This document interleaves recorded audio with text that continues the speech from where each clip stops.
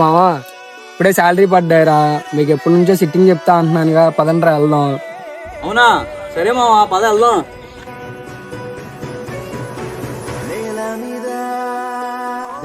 ఇది కూడా రెడీ వచ్చాయిరా. అరే మమ్ము, చిన్న మాట చెప్పాలరా నీతో. ఏంటో చెప్పరా. కాదురా, కొంచెం ఇంటరెంట్ కట్టుకోవాలరా.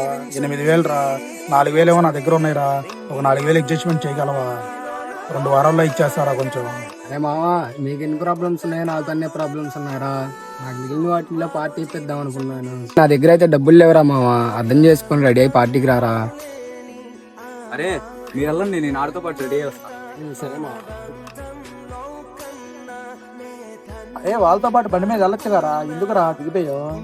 లేదులే కానీ మా అమ్మ బట్టలు చెప్పులు కొనుక్కోమని డబ్బులు ఇచ్చిందిరా. నీకు అవసరం ఉందిగా, వాడుకో. నేను ఇంట్లో ఏదో ఒకటి మేనేజ్ చేస్తాను. థ్యాంక్స్ రా. థ్యాంక్స్ ఎందుకులే కానీ ఆడి పార్టీ ఎందుకు మిస్ అవ్వడం, ముందు పద పార్టీకి వెళ్దాం. డబ్బు అందరికీ అవసరమే, కానీ ఆ డబ్బు కంటే మన స్నేహమే ఎక్కువ అనుకునే మనసు కొందరికే ఉంటుంది.